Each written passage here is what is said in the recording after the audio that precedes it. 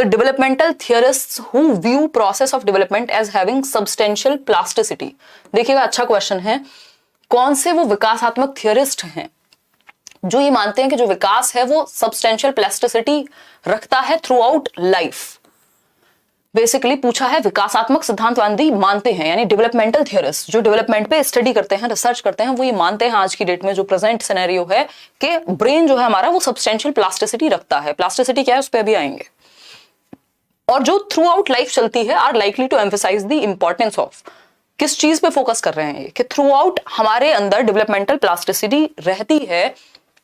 इस बात के बारे में आप क्या मानते हैं कि ये कहां से ज्यादा प्रभावित है? हेरिडिटी से। बट हेरिडिटी तो अगर हम देखें तो एक एज के बाद जो आपकी हेरिडिटरी गुण हैं वो सारे कंप्लीट हो जाते हैं, उसके बाद तो आप डिके की तरफ जाते हैं। तो हेरिडिटी तो नहीं कहेगी कि थ्रू आउट प्लास्टिसिटी चलेगी। एनवायरमेंट, हालांकि इसका भी रोल है, जेनेटिक्स का भी रोल है, ऐसा नहीं है किसी भी चीज में कि हम बिल्कुल नकार दें, बट मेजर रोल हेरिडिटी का नहीं है। हेरिडिटी के अनुसार तो फिर आप कुछ दिन में बूढ़े भी होने लगते हैं, लेकिन कुछ लोग होते हैं जो एज के साथ भी चीजें करते रहते हैं। देखिएगा एक बार, अगर हम बात करें एनवायरमेंट एंड एक्सपीरियंस की, वातावरण एवं अनुभव की, ये बात सही है। क्यों? क्योंकि जो प्लास्टिसिटी है, प्लास्टिसिटी का मतलब है आप टाइम के साथ थ्रू आउट आपके ब्रेन में वो क्षमता है, आपके जेनेटिक्स में वो क्षमता है, जीनोटाइप में वो क्षमता है कि आप अपने फिनोटाइप को, याद है फिनोटाइप जीनोटाइप की बात की थी, फिनोटाइप को यानी आप अपने एनवायरनमेंट के साथ अडेप्ट करते रह सकते हैं। अगर आप चाहें, चाहे आप 90 साल के हो, आप कंप्यूटर भी सीख सकते हैं अगर आपने टाइम के साथ अडेप्ट किया है, क्योंकि आपके ब्रेन में वो क्षमता है, वो प्लास्टिसिटी है, वो न्यूरॉन्स का जो पाथवे है, अगर आप चेंज करते रहेंगे उसको, सेम तरह का ही काम नहीं करते रहेंगे, डिफरेंट चीजें करेंगे, तो ब्रेन आपका एक्टिव रहेगा हमेशा। ये एनवायरनमेंट है, ये वातावरण है कि वातावरण के साथ आप अडेप्ट कर पाए, ये प्लास्टिसिटी है। तो एनवायरनमेंट और एक्सपीरियंस पे निर्भर करेगा। जिन लोगों को एनरिच्ड एनवायरनमेंट नहीं मिलेगा या जो लोग इच्छुक नहीं होते, वो एक टाइम के बाद कहने लगते हैं अरे हमसे कहाँ फोन चलेगा, अब तो हमारी उम्र हो गई है ना। तो डोमेन स्पेसिफिक इंटेलिजेंस यानी विशिष्ट प्रभाव नहीं, ये ऐसा नहीं कि कोई डोमेन स्पेसिफिक इंटेलिजेंस या क्रिस्टलाइज्ड इंटेलिजेंस है। क्रिस्टलाइज्ड इंटेलिजेंस और fluid intelligence, Raymond B Cattell बात करते हैं। क्रिस्टलाइज्ड है कि जो चीजें आप नॉलेज के साथ इकट्ठे करते रहते हैं। नोट्स कब मिलेंगे, रिया कह रही हैं, कराते हैं प्रबंध, ठीक। तो B option is the right answer. आगे बढ़िए, नोट्स को लेकर मेरे दिमाग में अच्छे आइडियाज हैं, जल्दी ही डिस्कस करेंगे। आपको नोट्स पे 2 रुपए खर्च करने की जरूरत नहीं है। देखिएगा, discontinuity in the developmental process refers to, यानी कि विकासात्मक प्रक्रिया में असातत्य। असातत्य क्या है, यानी डिसकंटिन्यूटी क्या है? डिसकंटिन्यूटी वही डिसकंटिन्यूटी है जो प्याजे मान रहे हैं कि भैया स्टेज में, एक स्टेज में इतनी चीज, दूसरी स्टेज में इतनी चीज, ऐसे आप सीखेंगे। बताइएगा एक बार। अगर हम बात करते हैं किस चीज की, क्वेश्चन नंबर 3 की, तो डिसकंटिन्यूटी यानी विकासात्मक प्रक्रिया में असातत्य के जब हम मायने की बात करते हैं तो पहला ऑप्शन है new ways of understanding the world that emerge during the process of development, यानी विकास की प्रक्रिया के दौरान उभरने वाले नए तरीके जो संसार को समझने में मदद करते हैं। बात तो सही लग रही है। Negative breaks in the developmental process, discontinuity का मतलब ये नहीं है कि एक स्टेज जन्म से 2 वर्ष में इतना डेवलपमेंट हुआ, अब ये रुक जाएगा, इसके बाद इतना होगा, ऐसा नहीं होता है ना। प्याजे की स्टेज ये थोड़ी कह रही है पहले की जो क्षमताएं हैं वो आएंगी, जो सेंसरी मोटर में आ चुका है वो अब प्री ऑपरेशन में खत्म हो जाएगा, ऐसा थोड़ी कहा है। Downward negative trend in development, ये डाउनवर्ड नेगेटिव नहीं है ना, ये नीचे की तरफ नहीं जा रहा, ये बुरे के लिए डेवलपमेंट नहीं है। इंटरफेरेंस इन दी डेवलपमेंटल प्रोसेस, यानी विकास की प्रक्रिया में हस्तक्षेप डिसकंटिन्यूटी है, जी नहीं। ये क्या है? डिसकंटिन्यूटी यहाँ एक पॉजिटिव बात है, उसका मतलब है new ways of understanding the world that emerge during the process of development, यानी विकास की प्रक्रिया के दौरान उभरने वाले नए तरीके जो संसार को समझने में मदद करते हैं। मतलब एक स्टेज में ये चीजें आई, दूसरी स्टेज में कुछ और चीजें आएंगी जो आप दुनिया की समझ आपकी बेहतर होगी कि अब आपके अंदर लॉजिक आ चुका है कॉन्क्रीट ऑपरेशनल में, तो अब आपकी दुनिया की समझ बेहतर होगी। स्टेजेस में बांटना है सिर्फ डिसकंटिन्यूटी यहां पे, इसका मतलब ये नहीं है कि डेवलपमेंट रुक गया है। तो न्यू वेज ऑफ अंडरस्टैंडिंग जो टाइम के साथ, स्टेज के साथ डेवलप होते हैं, ठीक। A option. क्वेश्चन नंबर 4 देखिएगा। इस बार पेरेंटिंग स्टाइल्स पे कई क्वेश्चन आए हैं। ये 4 तरह की पेरेंटिंग स्टाइल होती हैं जो हम डिस्कस करते हैं। अथॉरिटेटिव स्टाइल, इस पे अभी मैं बता भी दूंगी। पालन पोषण की प्राधिकारिक शैली, ठीक। अथॉरिटेटिव स्टाइल ऑफ पेरेंटिंग की जब हम बात कर रहे हैं तो ये किस पर बेस्ड है? पहला ऑप्शन है making decisions for the child, बच्चे के लिए खुद निर्णय लेना। तो वो तो वैसे वाली बात होगी ना, अमिताभ बच्चन याद कीजिए, कभी खुशी कभी गम के। तो वो क्या है? वो अथॉरिटेटिव नहीं है, वो अथॉरिटेरियन है ना। वो अथॉरिटेरियन है, खुद ही आपने निर्णय ले लिया, तुम्हारी शादी किससे होगी हम बताएंगे, क्या करना है तुम्हें जीवन में हम बताएंगे, उसकी अपनी कोई चॉइस छोड़ी ही नहीं। तो ये अथॉरिटेटिव नहीं है, अथॉरिटेरियन है, ये सत्ता ये निरंकुशवादी हो गया, अथॉरिटेरियन, हिटलर जैसे माँ बाप, है ना। बी ऑप्शन है not listening to a child's point of view, listening होगा, ये स्पेलिंग मिस्टेक है, listening to a child's point of view. तो ये भी गड़बड़ है कि बच्चे के पक्ष को सुन ही नहीं पा रहे हैं, क्योंकि आप उसको एक इंडिपेंडेंट लाइफ मानते ही नहीं है। आप तो कहते हैं हमने पैदा किया, जैसे हम करेंगे वो करोगे अब तो तुम, ठीक है ना। Making unreasonable demands from the child, यानी बच्चे से अविवेकपूर्ण मांग करना जिसमें कोई रीजन नहीं है, क्योंकि अगर आपकी बात में रीजन है तो आप रीजनिंग दे सकते हैं, बच्चे के सामने स्पष्ट कर सकते हैं। अब उसको दीवार में जाके कहीं सर फोड़ना है तो फोड़ेगा ही, लेकिन रीजनिंग अगर आप, और ऐसा होगा नहीं अगर आप शुरुआत से ही उसको मौका देते आए हैं, रीजनिंग रखते आए हैं, तर्क रखते आए हैं उसके सामने कि भाई उसका डिसीजन अगर उसे अच्छा लग रहा है तो आप तर्कपूर्ण तरीके से समझाएं कि भाई ये तरीके या इसमें ये प्रॉब्लम्स हो सकती हैं, तुम बताओ तुम्हारा क्या सोचना है। तो ये अथॉरिटेटिव में होता है ऐसा। Engage in joint decision making, ये बेस्ट पेरेंटिंग स्टाइल है, अथॉरिटेटिव, है ना। अथॉरिटेरियन नहीं है, अथॉरिटेटिव है कि जब संभव हो तब बच्चे के साथ साझेदारी में निर्णय लेना। Engage in joint decision making wherever possible, जहां पे भी हो सके। जॉइंट डिसीजन मेकिंग का मतलब क्या है, बच्चे का भी पक्ष जहां शामिल हो और पेरेंट का भी, है ना। दोनों लोग मिल करके रीजनिंग लगा करके या बातचीत करके दोनों में से जो चाहते हैं उस एक डिसीजन पर आ पाए, ठीक है ना। इतनी बात क्लियर है। तो जॉइंट डिसीजन मेकिंग की अगर हम बात करें तो शौर्य सिंह कह रहे हैं लाइक के लिए बोल दो। देख रहे हो कितना शौक है बच्चों को, आप लोग भूल जाते हो, कोई बात नहीं, माहौल बन रहा है, पढ़ाई पे ध्यान दो, लाइक शेयर देखा जाएगा। जब संभव हो तब बच्चे के साथ साझेदारी में निर्णय लेना, है ना। तो अथॉरिटेटिव में फायदा यही है कि कंट्रोल भी होता है और केयर भी होती है। ध्यान रखिएगा ये 4 पेरेंटिंग स्टाइल हैं। एक है आपका अथॉरिटेरियन, निरंकुशवादी कहेंगे इसको, अथॉरिटेरियन। हिंदी में याद रखने की बजाय इंग्लिश में याद रखिएगा, क्योंकि हिंदी में नाम बदल जाएंगे फिर आप कंफ्यूज होंगे पेपर में, ठीक है। और एक है अथॉरिटेटिव, अथॉरिटेटिव जिसकी अभी बात हो रही थी, ये बेस्ट है अगर हम बात करें। फिर आता है क्या, फिर आता है आपका अथॉरिटेटिव और अथॉरिटेरियन। देन पैसिमिस्टिक भी आएंगे, पैसिव, पैसिव कह लीजिए, इनका दूसरा नाम याद आ रहा हो किसी को तो लिखना, ठीक है ना। दूसरा नाम अगर याद आ रहा हो तो लिखना। अथॉरिटेटिव पेरेंट्स हैं, अथॉरिटेरियन पेरेंट्स हैं और पैसिव या जो भी आप कहना चाहें इसको। और एक होते हैं नेग्लेक्टफुल। क्या होते हैं? नेग्लेक्टफुल, यानी उनको फर्क ही नहीं पड़ता, ये अवॉइडेंस में है, इनको पता ही नहीं बच्चा कौन सी क्लास में है, ठीक है ना। तो अगर हम यहां पे बात करें, पैसिमिस्टिक है ना, परमिसिव, परमिसिव होते हैं एग्जैक्टली, हाँ। तो अगर हम बात करें परमिसिव की, परमिसिव की जब हम बात कर रहे हैं, देखिएगा सिंपल बात है। एक चीज होती है केयर, जो पेरेंट में होनी चाहिए क्योंकि बच्चे को केयर चाहिए, और दूसरी चीज होती है कंट्रोल, के थोड़ा सा कंट्रोल भी हो, क्योंकि बच्चा ऐसा तो नहीं हो सकता ना कि हमेशा से वो उसमें उतनी समझ हो कि वो सारे डिसीजंस अपने अच्छे ले ले। तो और शुरुआत में जीवन के जरूरी होता है कि एक डिसिप्लिन बच्चे में आ जाए, तो इसलिए कंट्रोल की भी जरूरत होती है, ठीक। तो केयर और कंट्रोल 2 ही चीजें हैं पेरेंटिंग में जो जरूरी है यहाँ पे, है ना, केयर और कंट्रोल। अब जब हम केयर और कंट्रोल की बात कर रहे हैं, 2 चीजें हैं पूरी पेरेंटिंग में यहाँ पे अगर हम समझें, केयर और कंट्रोल, ठीक है। अब केयर और कंट्रोल की जब हम बात करेंगे तो यहाँ पे अथॉरिटेरियन में केयर भी ज्यादा है और कंट्रोल भी ज्यादा है ना। कंट्रोल भी ज्यादा है और केयर भी ज्यादा है, यानी कंट्रोल भी अप है और केयर भी अप है। बेहद कंट्रोल बेहद केयर, है ना, कि भाई जो हमने कह दिया वही करोगे, या कंट्रोल कई बार लो भी हो जाती है इनकी। अगर अथॉरिटेटिव की बात करें तो केयर अप है, कंट्रोल भी, यहां कंट्रोल भी अप है, एक तरह से ये कह सकते हैं।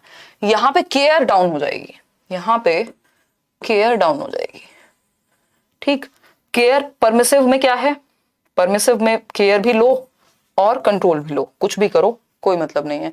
नेग्लेक्ट मतलब बेसिकली ये ऐसे वाली चीज है, केयर ज्यादा होती है परमिसिव में, आज मेरा दिमाग पता नहीं कहाँ है। और नेग्लेक्टफुल की जब हम बात करें तो केयर लेस, कंट्रोल लेस, ठीक। मतलब क्या हुआ, इसको समझने की कोशिश करते हैं। ये तो मैथ्स जैसा लगने लग गया होगा, इसको समझने की कोशिश करते हैं। सिंपल बात है, अथॉरिटेरियन पेरेंट्स केयर उतनी इनकी नहीं होती, कंट्रोल इनका ज्यादा होता है, ठीक। तो ये फिर हिटलर बन जाते हैं कि बच्चे को क्या चाहिए उससे इन्हें फर्क नहीं पड़ता, केयर कम है कंट्रोल ज्यादा है, कह दिया तो कह दिया, ये अमिताभ बच्चन है किसके, कभी खुशी कभी गम के। अथॉरिटेटिव की जब हम बात कर रहे हैं तो यहाँ पे केयर भी है आपकी बच्चे के प्रति और कंट्रोल भी है, यानी आप क्या कर रहे हैं, डिस्कशन करके तरीका निकाल लेंगे। परमिसिव की जब हम बात करेंगे तो यहाँ केयर इतनी ज्यादा है कि कंट्रोल कम हो जाता है, मेरे बच्चे को जो चाहिए वही चाहिए, बच्चा चाहे अपना सर फोड़ने की बात कर रहा हो, मतलब अपने लिए खराब चीजें ढूंढ रहा हो।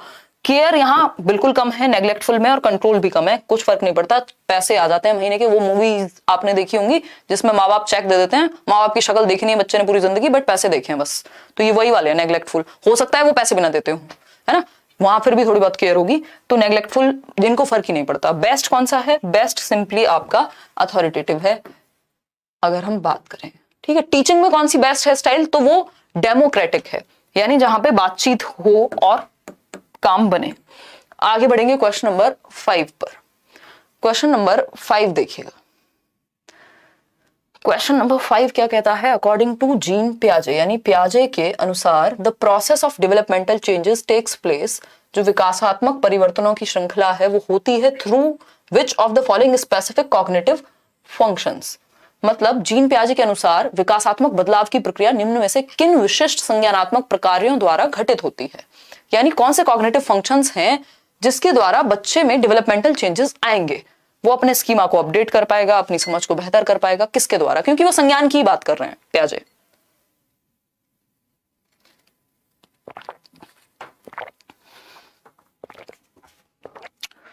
जवाब दीजिए। अगर हम बात करते हैं जीन पियाजे की तो वो कौन से एक्सपीरियंस है, एक्सपीरियंस और सोशल ट्रांसमिशन ये भी फैक्टर्स में है, एसिमुलेशन और एकोमोडेशन ये भी है, सोशल ट्रांसमिशन एंड मैचुरेशन, इन सबसे बेहतर क्या है, एसिमुलेशन एंड एकोमोडेशन। क्यों, क्योंकि पूछा क्या है, developmental change takes place, specific cognitive function, जब आप संज्ञानात्मक समझ की बात कर रहे हैं, उसको अपडेट करने की बात कर रहे हैं, तो एसिमुलेशन और एकोमोडेशन ये दोनों अडेप्टेशन यानी अनुकूलन की प्रक्रिया में आते हैं, मतलब कुछ ऐड करना और कुछ चेंज करना, ठीक, दोनों अडेप्टेशन की प्रक्रिया में आते हैं।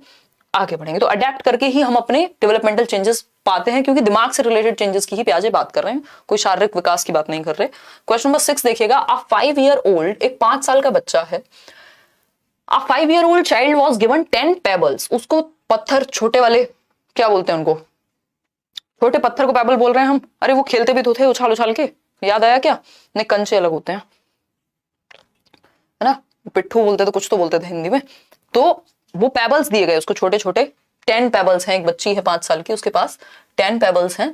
By her teacher she put the pebbles in different formations, for example a short line, यानी ये जो 10 पेबल्स मिले बच्ची को, एक शॉर्ट लाइन बना दी बच्ची ने, है ना, मान लीजिए 10 है, एक लॉन्ग लाइन क्रिएट कर दी दूरी पे रख करके, है 5 ही पेबल्स या 10 ही पेबल्स हैं, और लाइन और एक सर्कल बना दिया, है ना, शेप चेंज कर दी, पेबल्स उतने ही हैं, बस शेप चेंज कर दी, है ना, मेरा सर्कल थोड़ा खतरनाक है, ठीक। तो एक शॉर्ट लाइन, एक छोटी लाइन, एक बड़ी रेखा और एक वृत्त या सर्कल को बनाया, सेम पेबल्स हैं, ठीक है ना, सेम पेबल्स हैं, वही 10 पेबल्स हैं जितने दिए थे टीचर ने। काउंटेड दीज पेबल्स रिपीटेडली, अब इनको अलग अलग शेप में रख के और रिपीटेडली काउंट कर रहे हैं कि अभी भी 10 ही हैं क्या, अच्छा बड़ी लाइन में भी 10 ही हैं, अच्छा सर्कल में भी 10 ही हैं, अच्छा ट्राइंगल में भी 10 ही हैं, जो कि 10 ही होंगे अगर 10 थे तो, ठीक है ना, वो अपनी समझ बनाने की कोशिश कर रही है। Which of the following cognitive schemas is she attempting to attain according to Jean पियाजे, यानी जीन पियाजे के अनुसार यह बच्ची निम्न में से किस संज्ञानात्मक स्कीमा को ग्रहण करने के प्रयास में है। संज्ञानात्मक स्कीमा मतलब आपका एग्जिस्टिंग नॉलेज बिल्ड करने के कोशिश में है, ये करके बताइए। कंजर्वेशन क्या है, ये कंजर्वेशन, ठीक, सीरिएशन नहीं है, सीरीज में नहीं देख रही है, वो नंबर पे उसका फोकस है, क्वांटिटी सेम है या नहीं है, शेप और साइज के चेंज होने पे क्वांटिटी सेम रहती है, ये कंजर्वेशन है कि भैया शेप चेंज हुई, यहाँ पे लाइन से सर्कल बनाया, शेप चेंज हो गई, लेकिन क्वांटिटी अभी भी सेम है, वॉल्यूम अभी भी सेम है, 10 के 10 पेबल है, ठीक। साइज चेंज हो गया, जब आपने देखा एक लंबी लाइन बनाई एक छोटी लाइन बनाई, फिर भी पेबल्स 10 के 10 है, मतलब शेप और साइज के चेंज होने पे क्वांटिटी चेंज नहीं होती, ये कंजर्वेशन है। कंजर्वेशन ऑफ नंबर्स की यहां बात हो रही है, संख्या का संरक्षण की बात हो रही है। Nominal scale, transitive inference, nothing else, ठीक। ट्रांजिटिव होता है कि ए बड़ा है बी से, बी बड़ा है सी से, तो सबसे बड़ा कौन है, वो ट्रांजिटिव रीजनिंग होती है, ये भी आ जाती है आपकी। क्वेश्चन नंबर 7 देखिएगा एक बार। अगर हम बात करते हैं क्वेश्चन नंबर 7 की, तो वाइगॉस्की के अनुसार the process of cognitive development is mediated by, यानी लेव वाइगॉस्की के अनुसार संज्ञानात्मक विकास के लिए निम्न में से किसकी मध्यस्थता आवश्यक है? किससे हो रहा है संज्ञानात्मक विकास? बताइएगा फटाफट से, फटाफट से बताइएगा, तभी हम आगे बढ़ेंगे। फटाफट से बताइए, और लाइक शेयर करना भूल गए हो तो वो भी कर दीजिए। देखिए, लेव वाइगॉस्की के अनुसार संज्ञानात्मक विकास के लिए निम्न में से किसकी मध्यस्थता आवश्यक है? तो आपको पता है जब भी वाइगॉस्की की बात होगी, सोसाइटी, कल्चर, लैंग्वेज, ये तीन ही चीजें आपको दिमाग में रखनी है। ठीक, कल्चरल मोड्स, ढंग, प्रकार नहीं, कल्चरल सिग्निफायर्स, कल्चरल डेरिवेटिव्स नहीं। कल्चर क्या है? टूल है। देख रहे हो ऑप्शन से कैसे घुमाया गया, हर एक वर्ड में कल्चर लिख दिया, हर एक ऑप्शन में कल्चर दे दिया। ठीक है ना? तो कल्चरल टूल्स, वाइगॉस्की समाज, संस्कृति और भाषा को एक टूल मान रहे हैं किसका? संज्ञानात्मक विकास का, कि हमारा संज्ञान बेहतर होगा, उसके लिए टूल्स हैं कि मेरे कल्चर में जो चलता है उसकी नॉलेज में लूं, एक्टिविटीज में मैं इन्वॉल्व हूं, तो उससे क्या होगा? मेरा संज्ञान बेहतर होगा। जब संस्कृति में, समाज में और भाषा का जब आप इस्तेमाल कर रहे हैं तो आपके संज्ञान, जब आप रामलीला देखने जा रहे हैं तो कुछ तो आपके कल्चर ने आपके संज्ञानात्मक पक्ष पे प्रभाव डाला होगा, आपकी थिंकिंग, इमेजिनेशन कुछ तो बेहतर हुआ होगा। ये सब कॉग्निटिव फंक्शंस हैं, तो कल्चरल टूल्स हैं ये। ए option is the right answer. Question number 8 देखिएगा एक बार। क्वेश्चन नंबर 8 क्या कहता है समझिए। Development in zone of proximal development according to Lev Vygotsky can be facilitated through, यानी लेव वाइगॉस्की के अनुसार समीपस्थ विकास का क्षेत्र, मतलब आप सीटेट आपने दिया, आपका नहीं हुआ, लेकिन आप क्रैक कर सकते हैं, ये आपके संभावित क्षेत्र में है ना? क्योंकि आपने इससे पहले भी पढ़ाई की है, आपने टीचिंग ट्रेनिंग भी खत्म की है, ऐसा तो नहीं है कि आपकी क्षमता से बाहर की चीज है। तो ये ZPD है, जिस जोन में आपका विकास होना संभव है यदि सही सपोर्ट मिल जाए। अब वो सपोर्ट लेट्स लर्न हो सकता है, किताबें हो सकती हैं, नोट्स हो सकते हैं, कोई और टीचर हो सकता है। ठीक, तो अगर हम बात करते हैं किसकी, जोन ऑफ प्रॉक्सिमल डेवलपमेंट में विकास की, तो एक इससे फैसिलिटेट होगा कोलैबोरेटिव डायलॉग से, ऑब्जर्वेशन से। ऑब्जर्वेशनल लर्निंग की बात बेंड्यूरा करेंगे कि बच्चा अनुकरण, या फिर देख रहे हो हिंदी और इंग्लिश में चेंज कर दिया, या फिर अवलोकन के द्वारा सीखेगा, देख करके दूसरे को। रिवर्सिबल थिंकिंग की बात भी प्याजे कर रहे हैं। एक्सपोजिटरी लर्निंग होती है थोप देना बाहर से आप पे। ठीक, कोलैबोरेटिव डायलॉग, क्योंकि समाज और संस्कृति की बात वाइगॉस्की कर रहे हैं, और ये ग्रुप लर्निंग की, कोऑपरेशन की, सहयोग की बात करेगा, जो भी समाज की बात करेगा।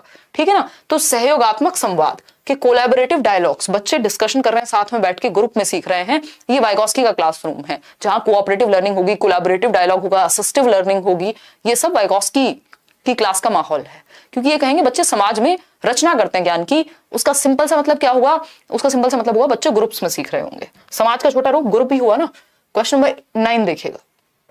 क्वेश्चन नंबर 9 देखिएगा फटाफट से। अगर हम क्वेश्चन नंबर 9 की बात करें तो the stage 5 of post conventional, stage 5 of post conventional morality as given by Lawrence Kohlberg is marked by. Lawrence Kohlberg के द्वारा सुझाई गई पश्व परंपरागत नैतिकता के अंतर्गत स्तर 5 की नैतिकता क्या अंकित करती है? यानी जो लेवल 5 है, जो सोशल कॉन्ट्रैक्ट एंड ओरिएंटेशन की बात होती है, किसमें? कोहलबर्ग के सिद्धांत में। ये सब यूट्यूब पे कराया हुआ है, फ्री में भी कराया हुआ है, बैचेस में भी हो रहा है, अपडेटेड वे में भी करा देंगे। ठीक है, आप फ्री नहीं देखा है तो देख लीजिए। आप free agreement to follow a social contract for the benefit of humanity, कोई फ्री अग्रीमेंट नहीं होता है 5th स्तर।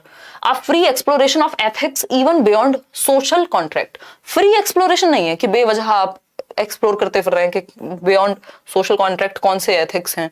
Formulation of moral rules that bypass ethics, यानी ऐसे मॉरल रूल्स आप क्रिएट करें, ऐसे नैतिक नियमों को प्रतिपादित करना जो आचार संहिता के परे हों। यानी नियमों में बदलाव संभव है, यदि वो ह्यूमैनिटी के लिए बेहतर नहीं कर रहे हैं तो उनमें चेंज आना चाहिए, ये कहता है 5th level.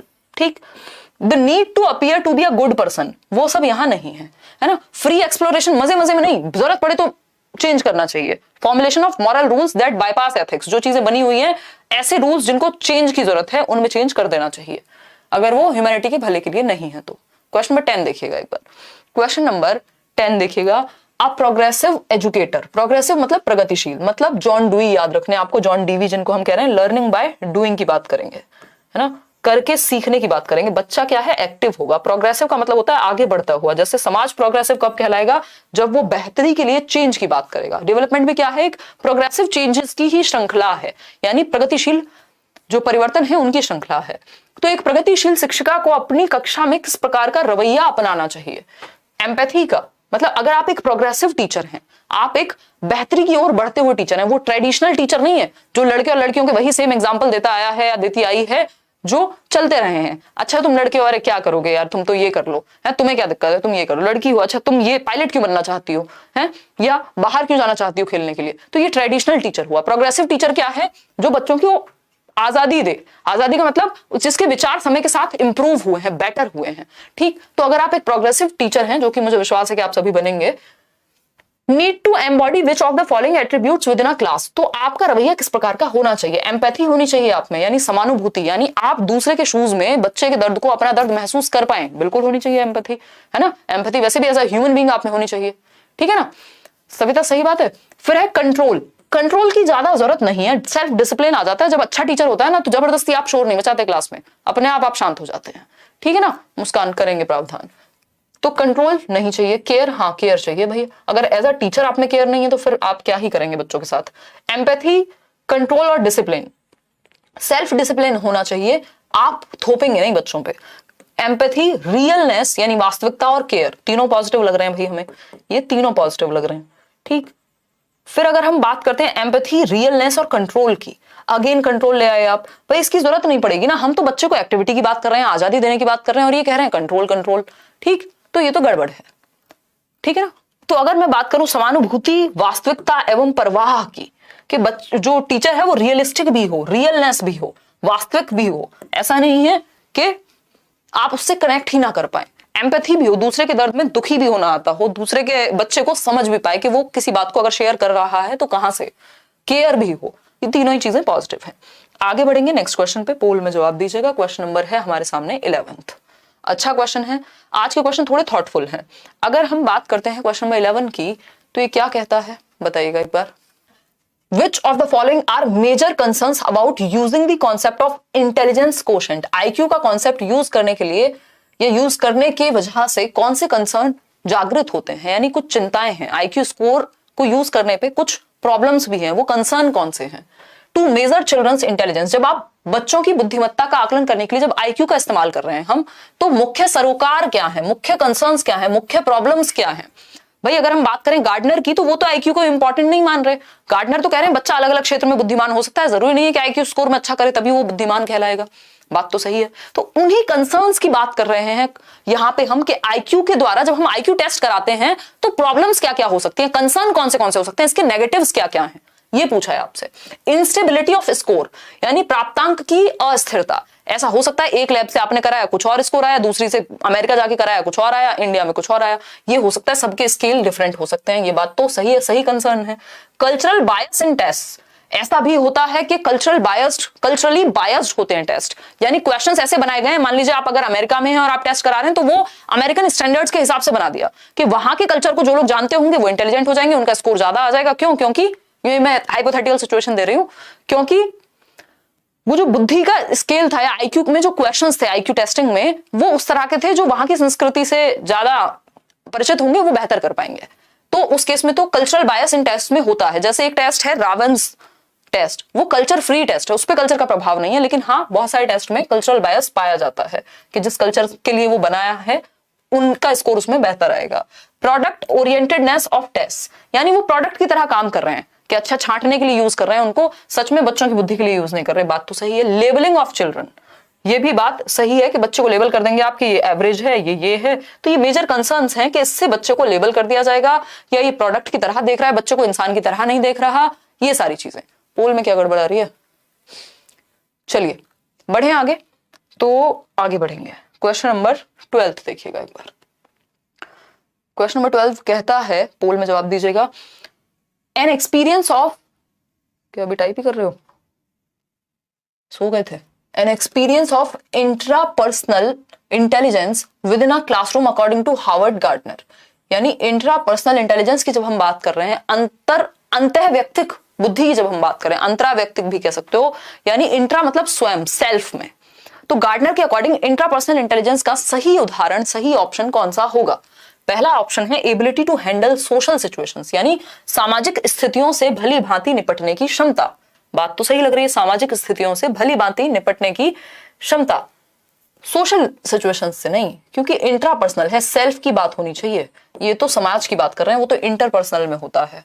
Ability to understand meaning and rhythms of others' speech, तो ये तो लिंग्विस्टिक इंटेलिजेंस, भाषक बुद्धि की बात कर रहे हैं। जैसे टीचर की भाषिक बुद्धि ठीक ठाक ही होनी चाहिए। आगे बढ़ते हैं, knowledge of one's, even interpersonal भी ठीक ही होती है। Knowledge of one's own complex feelings, strengths and weaknesses, ये बात सही है कि आप अपने ही स्वयं की जटिल भावनाओं, शक्तियों व कमजोरियों का ज्ञान, यानी आपको आपकी क्या कॉम्प्लेक्स फीलिंग्स हैं, आपकी क्या स्ट्रेंथ्स हैं और आपकी क्या वीकनेसेस हैं, यानी आप सेल्फ अवेयर हैं, आप खुद को ही लेकर के इंटेलिजेंट हैं, आप खुद को अच्छे से समझते हैं, तो ये इंट्रापर्सनल में होगा। इसमें फिलोसोफर्स आ सकते हैं, इसमें स्पिरिचुअल गुरुज आ सकते हैं अगर जो सच में एग्जिस्ट करते हैं तो। Appreciation of aesthetics and beauty, ये तो फिर अलग चला जाएगा, एस्थेटिक सेंस में जाएगा। सी ऑप्शन नेचुरल इंटेलिजेंस में जाएगा फिर वो, तो सी ऑप्शन वहां सही था। किस क्वेश्चन पे थे भैया? 13 पे थे? नहीं, अब हम हाँ 12th के बाद 13 पे आएंगे। चलिए क्वेश्चन नंबर 13 देखिएगा। क्वेश्चन नंबर 13 क्या कहता है? आसान सा क्वेश्चन है। The role of a teacher within the classroom is to encourage children to express which of the following attitudes related to gender, यानी लिंग के संदर्भ में एक शिक्षिका को कक्षा में बच्चों को किसके लिए प्रेरित करना चाहिए।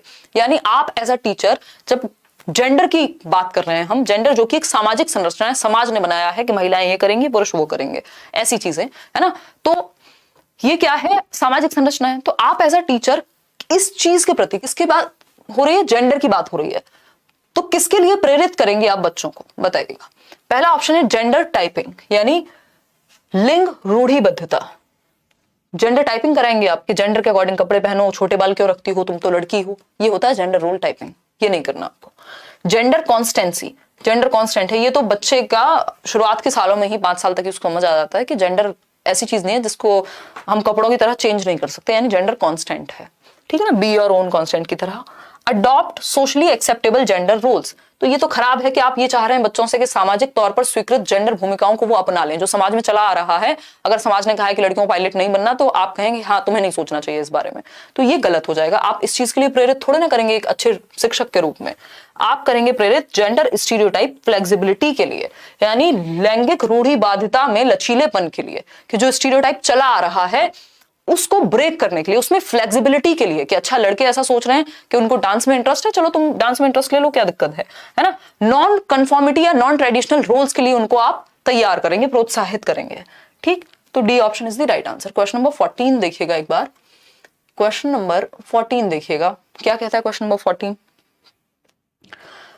इन a classroom where students have diverse learning profiles, यानी एक ऐसा क्लासरूम जहां पे विभिन्न तरह के बच्चे हैं, ठीक है ना, सीखने में विविधता रखने वाले बच्चे हैं। एक बच्चा है जो किसी और संस्कृति से आता है, दूसरा बच्चा है जो किसी और इकोनॉमिक स्टेटस से आता है, कोई किसी और राज्य से है, कोई किसी और भाषा को बोलता है, यानी डाइवर्स लर्नर्स हैं, विभिन्नता वाले बच्चे हैं।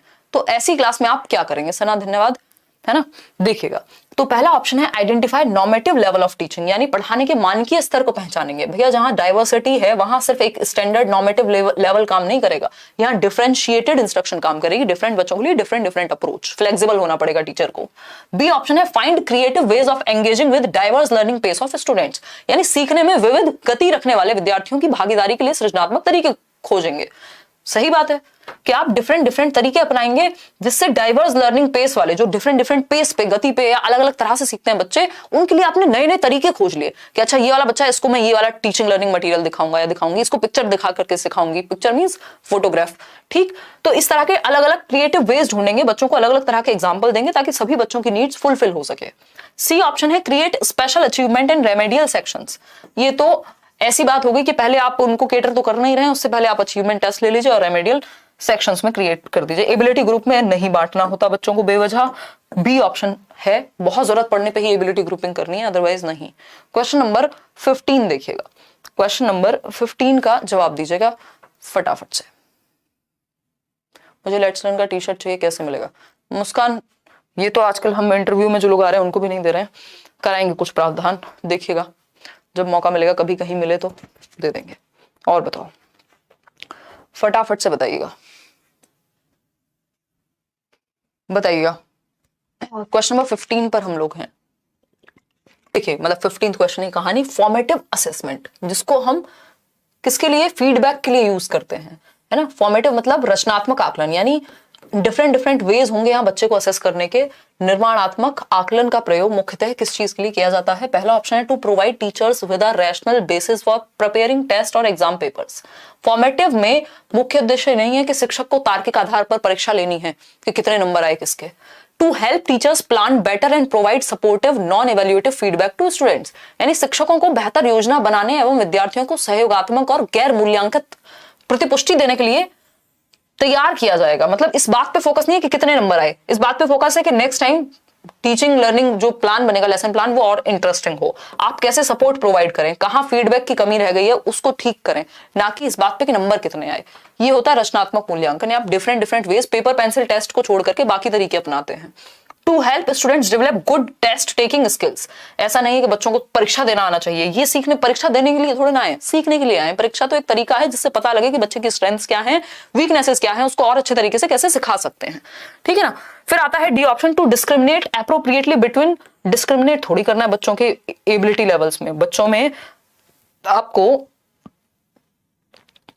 भेदभाव थोड़े ना करना है। तो बी ऑप्शन ही एकमात्र सही उत्तर है। क्वेश्चन नंबर 16 देखिएगा, multi cultural education is aimed at, यानी ऐसी एजुकेशन जहां भिन्न भिन्न संस्कृतियों के बच्चे हैं, बहुसांस्कृतिक, यानी सभी संस्कृति के बच्चों को जो अलग अलग त्योहार मनाते हैं, मान लीजिए कोई केरला का बच्चा है तो केरल का बच्चा कोई और उसके फेस्टिवल्स होंगे, कोई उत्तर प्रदेश का बच्चा है तो उसके अलग कुछ चीजें डिफरेंट हो सकती हैं, उसके कल्चर में कुछ विभिन्नताएं हो सकती हैं। तो इसी तरह से मल्टीपल कल्चर के बच्चे आपके क्लासरूम में एग्जिस्ट करते हैं। तो उसके लिए आप कैसे, इसका उद्देश्य क्या होता है, ये किस चीज पे एम करती है मल्टी कल्चरल एजुकेशन?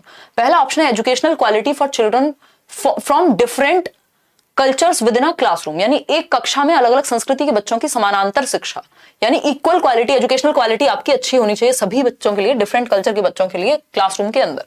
बात तो ठीक है, इसका मतलब ये नहीं एक ही तरीके से पढ़ाएंगे, इसका मतलब है कि आप हर एक कल्चर को महत्व दे रहे हैं, ठीक। फिर आता है आपका नेक्स्ट क्वेश्चन। नेक्स्ट क्वेश्चन क्या कहेगा, देखिएगा एक बार। नेक्स्ट क्वेश्चन कहेगा B option, educational quality for children from different cultures within a classroom. Equality, educational equality, दोनों ही बातें सही है। शोकेसिंग डांसेस और music of different cultures on specific occasions like annual day of school, यानी school में खास अवसरों पर अलग अलग संस्कृति का नाच गाना प्रस्तुत करना। तो सिर्फ स्पोर्ट्स एनुअल डे पे सिर्फ अलग अलग कल्चर्स का म्यूजिक ही क्यों, और भी बहुत सारी चीजें हो सकती थी। फिर तो क्रिएटिंग स्पेशल सेक्शंस, और इसमें भी फिर कोई ना कोई रह जाएगा। Creating special sections in schools for children belonging to different cultures, ऐसा नहीं है कि अलग अलग सेक्शन बना देंगे।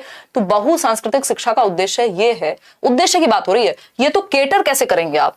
चलो आपने डांस अलग अलग संस्कृति वाला करवा दिया एनुअल डे पर, जो कि ठीक बात है, अलग अलग बच्चे आपके जुड़ जाएंगे, लेकिन उद्देश्य ये थोड़ी है कि डांस करवाना है। देखो क्वेश्चन में पूछा क्या है, बहुसांस्कृतिक शिक्षा का उद्देश्य क्या है, तो उद्देश्य ये थोड़ी कि डिफरेंट डांस दिखा देने हैं।